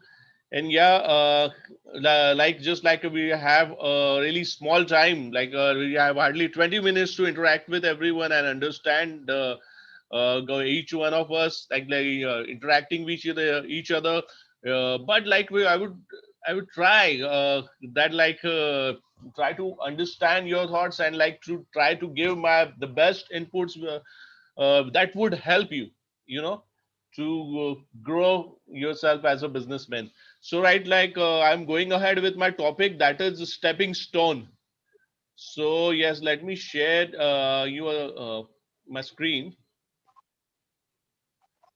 So today I will not be sharing a slide or something like that, but just like I'm sharing a design, different designs of a stepping stone. So, as like I've loved to interact with all of you, so I would like to ask, like, what this image of stepping stone is defining, and just like understanding us, what you are getting from this image. Can we have some inputs for this? We have to go so long, sir. We have to go so long, and we have to take small steps. Okay. Yeah, we have to go so long, means that we can call it as a milestone, achievement. That is the end point where we want to stop and we have to achieve. Is it? Yes, sir. Yes, yes, So yes. we should go so long. Any other opinion? Any one of us have about this? It is a journey, it's not a destination. So we have to experience the journey to reach the destination. By Sir, taking beginning those is baby more important. steps. Yes. Starting is By more taking important. Beginning is important. We have to start. Okay. Whatever situation, we have to start. Okay. Yeah. So any other thought? So I feel like there's a definite path and there's like a direction given. So Okay. Define path and direction. Okay. Just like we can have inputs, more inputs. Just like I'm sharing the slide, some images, and anyone can have any thought. Like just we would like we can express ourselves in the same manner. Yeah. Some routes are so greener, so Okay. safe and all, but some routes are so harder. Some difficult Oh, pathways we have to cross. yeah. So isn't it like we are just talking about route of our business, direction of our business, a Yeah. pathway, Yes, sir. Yes, yes, yes, yes. a direction where to go? Very good, Sonoria ji. And a structure of thoughts. Okay. Yeah. So here, stepping stones. Stepping stones, just like all of you watch cricket, or some of you might be. Yeah. Just like we have finished with our third test, I guess India, England, third stage. So, like you might have seen in the first inning, we were at just all out for something 190 at a score of 190 somewhere, and England was something 219. So they were ahead of us, and they took a lead, something I think 30 odd runs, and after that we were on back foot and we started again a second inning. So second inning against started. What were the achievements of the second inning? What were the stepping stone in second innings? Can anyone tell me?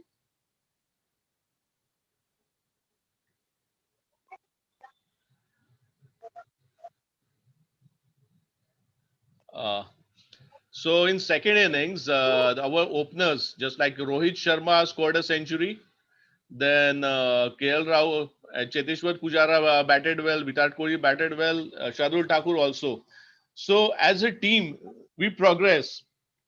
As a team we progress just like and all of our players progress their innings. So stepping stone, just how we can correlate to stepping stone, as you are seeing that there is a route, there is a direction, there are steps.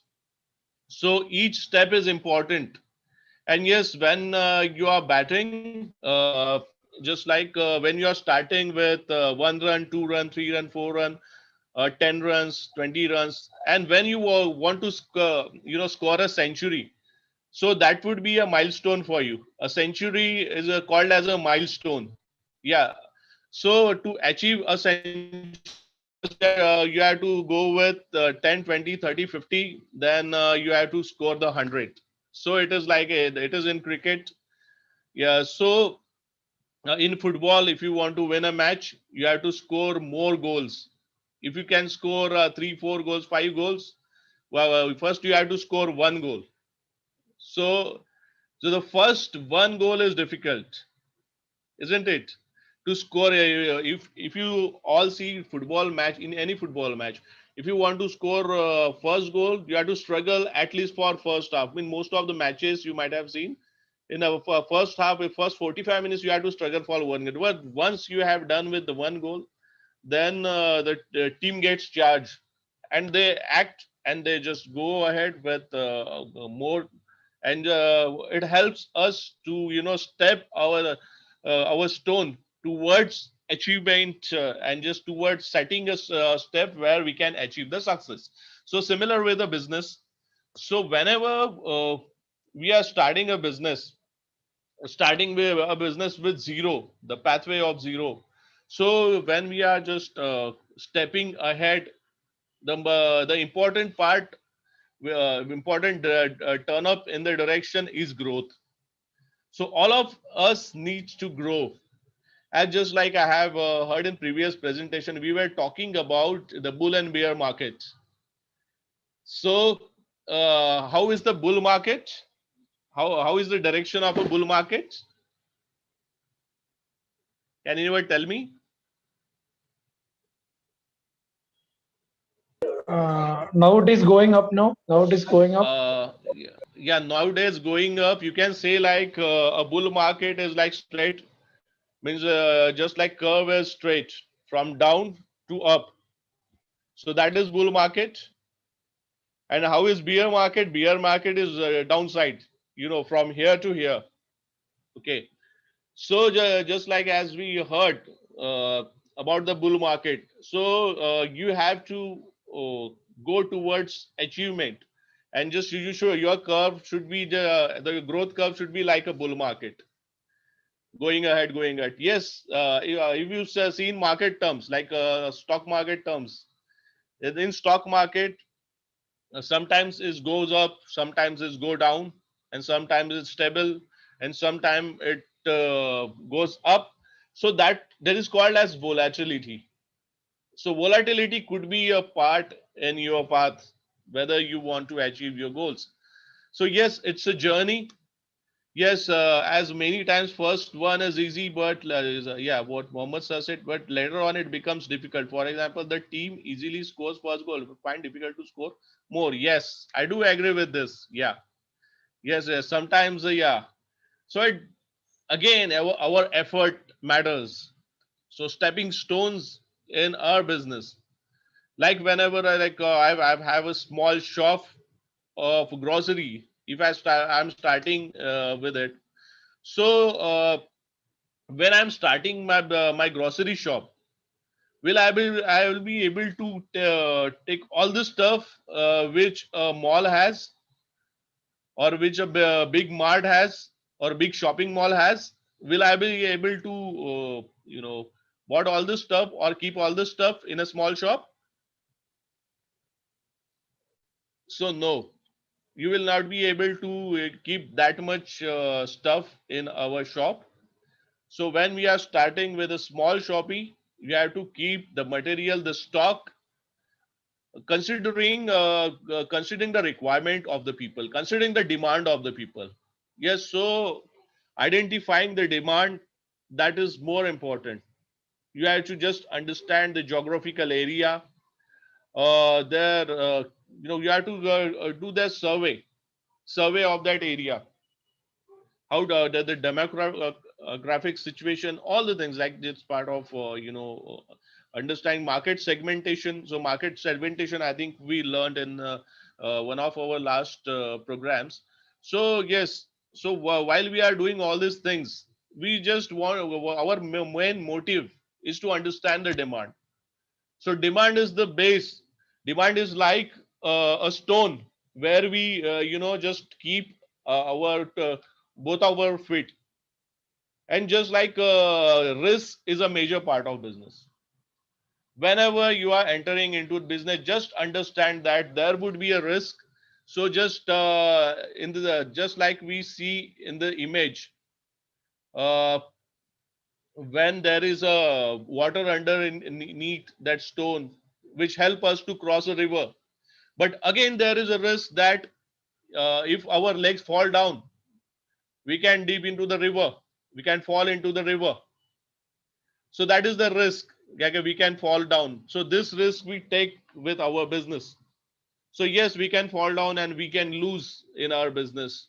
But like as we have a stepping stone which we have set it properly, so which would help us to keep our legs and just crossing the stones and achieve the benchmark. That is the more important thing here. So yes, just setting up a small grocery store, just like we have to analyze this demand and we have to increase the sale. So first, like for instance, like if I have bought the 10 cans of oil, so the my first priority will be, what will be my first priority? To liquidate that 10 cans of oil. If I will be having anything like just like bread packets, like toast packets, that 10, 20, 30, what would be the stock I would be having? The first priority will be to liquidate this stock and again get a stock and again liquidate that stock. So that would be in a product part. If you are running an automobile showroom, a car showroom, your first priority will be to liquidate the stock. First, whatever you have, to sell up all the stock and just get new one. And during this process, we just create uh, our customer base. We create a demand for that product. We create our consumer relationship. We create our customer management process. We just hire employees. We just hire manpower, which helps in our stepping stone part. So a growth story, if you are an entrepreneur, growth story is not an individual story. You have a team, you have a set of people which help you to reach and just climb each and each step, so to achieve the success, the grand success. So yes, it's a journey. So when you are in a journey, yes, you see happy, you say sorrow, you see whatever, all the emotions are the part here.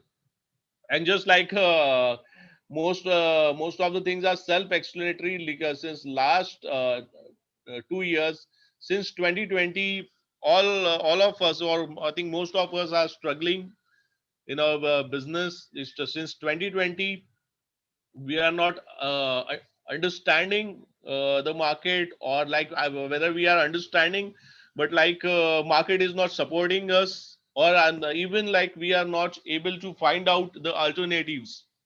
So find out the alternatives. And in training center, we are like extremely fortunate that we have a platform like Zoom.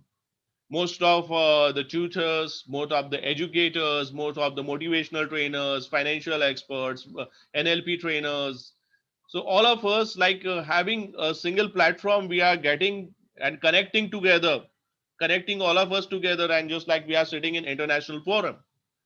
So before 2020, was it possible, or was it convenient to all, or we were comfortable with all these platforms? So we were just like having a thought, and just having a thought and having like plenty of illusion when we are using social networking, and just like we were using Facebook, we are using Instagram, YouTube, all were knowing to us, but like the use of digital tools increased in last 2 years. So yes, in last 2 years, yes, we are getting connected to each other. So if I had to go to Europe, I will have to travel to Europe. If I have to go to Malaysia, I will have to travel to Malaysia. If I have to go to Sri Lanka, travel to Sri Lanka. Whatever, like in Asian countries, like we'll have to travel. So like this, all the budget, all the cost, all the expenditure have been cut down. And yes, we are together, like we are just like a family here in ABCD International. We are here to, thanks to Akashji. So all of us are here connected here, well connected here, and most of us having a really great bonding here. So that is due to the technology, thanks to the technology that helped us. And this is like we can take example of ABCD International. Like we have started with small trainings, small 1-2 day training, and right now we are achieving international milestone. So I congratulate Akashji that he has got a really wonderful award yesterday in the education sector. So he's doing marvelous work. Fantastic. Have a round of applause for Akashji. Yeah. So here, yeah, most welcome. So here it is achievement for all of us. And yes, it's a small story. Like practically, we are finding ABCD International to achieve milestones, and whenever the market will come up, and whenever the opportunities will come up, like the training business will grow up more than anything. Just like most of us are enthusiastic and keen to learn the business part, the technology part, the management part, which is really essential for all of us. So and we are practically using it day to day. We are using it. And yes, like to setting up your milestone Yes, the basic, of course, the part is planning. Just like you can take plenty of examples, like many examples, like who are the people who have created from small and just like they have achieved their milestones. You can might be may see the example of KFC. The owner of KFC achieved his success at the age of 88, and before that, that person worked in various companies. He worked in insurance. He worked in he was in construction part. He was in network marketing. He worked. He had run a grocery shop, but he failed in all the business. And the final milestone was KFC, so which is a brand. And just like we are having it in all of our cities in India, and the brand is basically from where? I think it is from Africa somewhere, right? So African brand has reached all the countries across the globe, and that person is one of the most richest. The company is one of the most biggest companies if you see globally. So just like the same stories, Facebook has the same story. Mark Zuckerberg, he was a restricted student, and what was his stepping stone? Just like he had made Facebook just for his school or college where he was, and just to interact with his friends, he had made Facebook. And just like when he implemented this Facebook, and just like people were loving it, and just like he had just expanded this business, and just it is one of the biggest group across the world. They have now just like bought WhatsApp also, the biggest media, and that is the biggest stepping stone, biggest example of stepping stone. We can't even imagine like a rusticated student if in any college or institute could be like Mark Zuckerberg. Just like you can take example of Isaac Newton, you can take example of Albert Einstein, any examples like they just started from small. They started from small inventions, and just the inventions went big, and it's like they had create huge creations, huge inventions, and they have introduced across the world. And these are inventions like Graham and Bell invented telephone. So it is like integral part of our life. We can't imagine our life with cell phones, and we can't we get connected without cell phones with each other. So just like a small thought, the small thing, but like they have stepped up their stones, and they like walked on that direction, and they also enjoyed this journey. And just like they have created demand for this product, they have created market demand or supply for this product. And right now, all the success which behind all of the biggest companies in this world, whether you take example of Microsoft, Wipro, TCS, Reliance Industries in India, like MACD, whatever.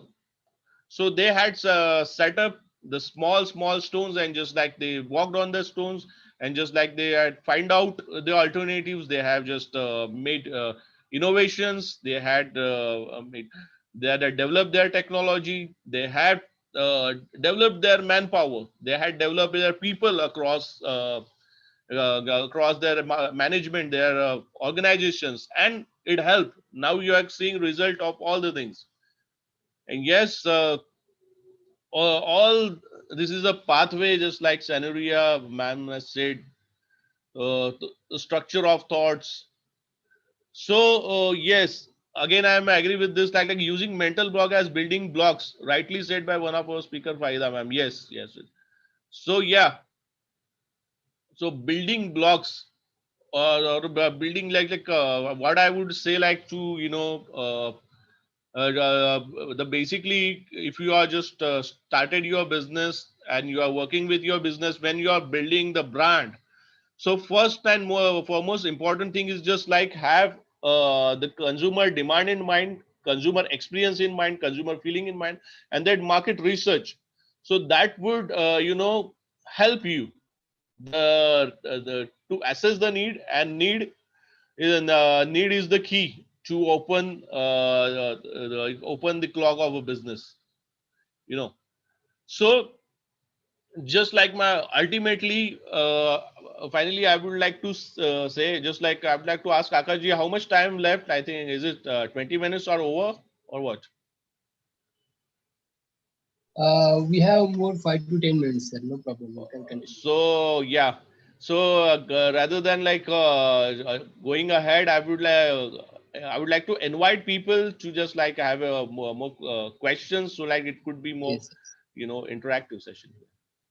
yes, yes, Yes, sure. so that indeed was a lovely uh, speech, sir. And on a personal level, I felt like it was a better talking to me. So, but I have a lot of questions, but before that, I would like to ask and invite all the participants to kindly send in their messages or questions, and I'll pick them up. Anyone?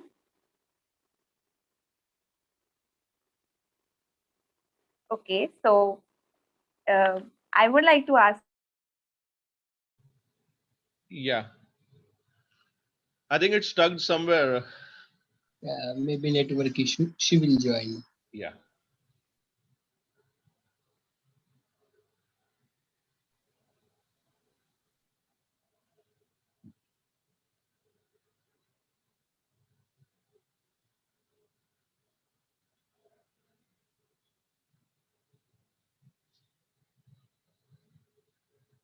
Okay, still anyone has any other questions, please ask. She will join and ask another question.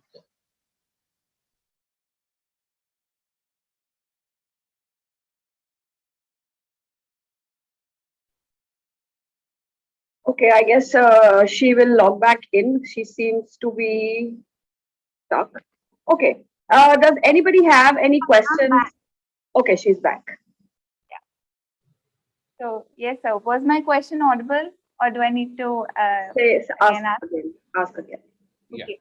So, sir, my question was, what are the human values, or are there any human values that help us deciding in our stepping stones in terms of business? Yeah, that is really wonderful questions. I would appreciate for these questions. Yes, most of the people actually don't talk about human values, but like I appreciate that you are talking about human values. So most importantly, like simplifying the human values, what I understand is like as we are having relationship with our father, our mother, our sister, brother in our family, just like what we think, like whatever I will be doing should help my family, that should help my family, and I will be having solution to all the problems. So business is part of finding solution to all the problems, all the queries, and whenever you are helping people to solve their problems, so it adds a human value. And whenever you are solving their problems, yes, you should be you should have integrity part, you should have honesty, and the terms and conditions should be clearly mentioned whenever you are offering a product or service. So and you should be bound to your commitment, and you should fulfill that commitment. So that should be the basic value here. Thank you so much, sir. It was enlightening to me. As well as I would like to thank all the speakers today. I was keenly listening to all the speakers, starting from the messages of Famida ma'am, who gave us the concept of to learn and unlearn. Wow, that was for me being a newbie, that was amazing advice. That was an amazing advice. Then followed by Deepika ma'am, who so beautifully explained how to test your business ideas, which again, to me, for I intend to start something similar. So I jotted down some key points and took away how small things like automation and the products reusability and all of that help us in building our business model. Then uh, followed by our third speaker, which was Ivanya Nam. I'm so sorry for pronouncing it that way. ma'am threw light on business English. That again was so refreshing. It was so intriguing. Why animal names are included in business, about animal metaphors and human metaphors and their interconnection. Wow, that was amusing. Then the icing on the cake was Vaibhav sir's interaction, which was so enriching to me. I can't stop uh, but praise him. And he started off with the concept of stepping stone and dive later deep into it.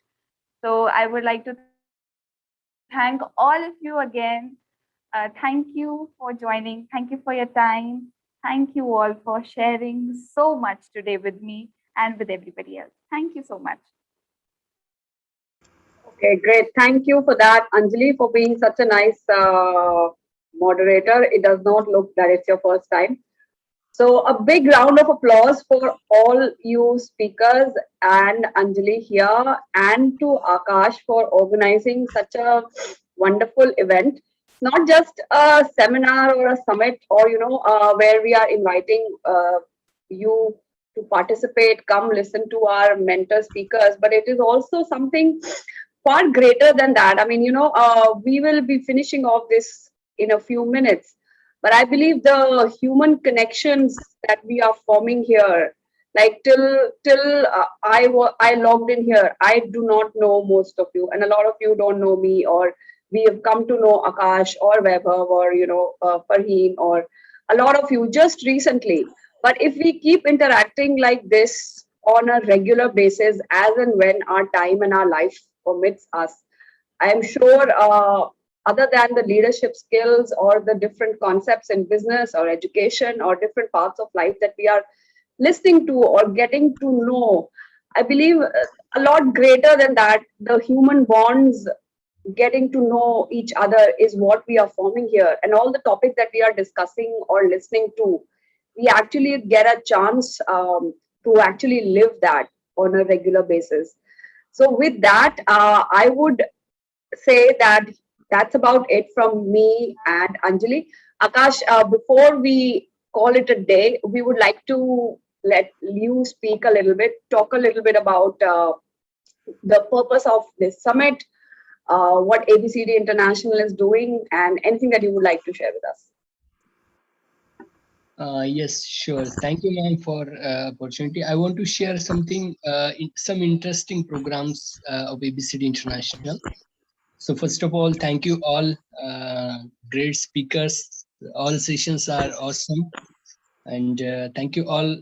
Thank you, Himanshi ma'am and Anjali ma'am, for wonderful management. So it was awesome. And thank you all mentors for planning and organizing such a beautiful events. So it's all credit to goes to our mentors and moderators. And I want to share one program with you. Recently, we have started. What different is that? So I'm just sharing 1 minute.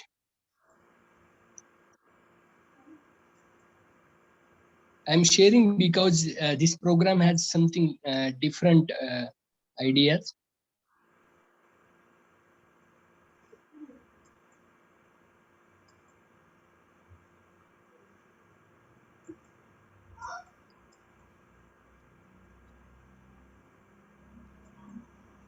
Okay, I think it's visible. Yes, it is. And we have just started our executive life coach business executive life coach program. In that program, trainers, speakers, coaches, mentors, anyone from training industry or any professional can participate in this program. This program is a 1 month training program, and weekly we have 2 sessions. So anyone can participate. Time and dates also may be available.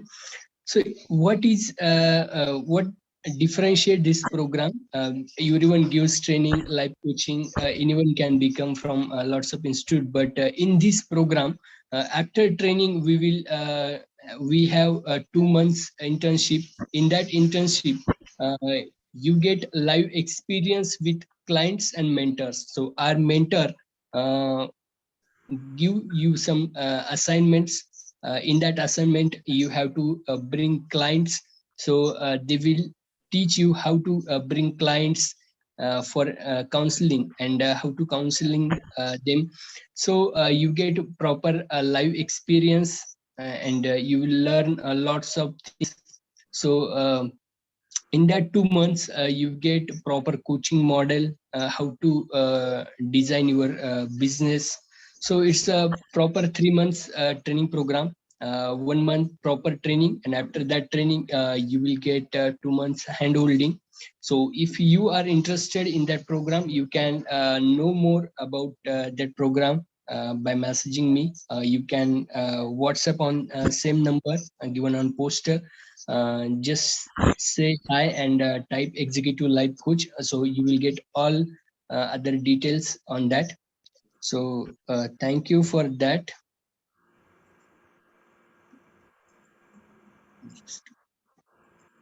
Okay, so thank you, Akash, for sharing this program with all of us. In case anybody is interested in knowing more about this program, please feel free to connect with Akash one-on-one.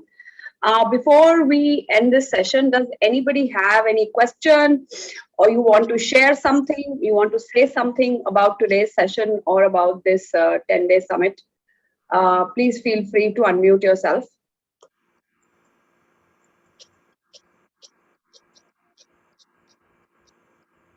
No one? Okay. All right. If nobody has anything to share, then thank you for your time and your presence here. I hope to see you again tomorrow with more speakers and some more moderators. Thank you again. Take care. Good evening, good night, wherever we are logged in from. Thank you. Thank you too. That was great. Thank you. Thank you very much. Thank you, everyone. Thank you all. Thank you for joining. Yeah, bye. Great.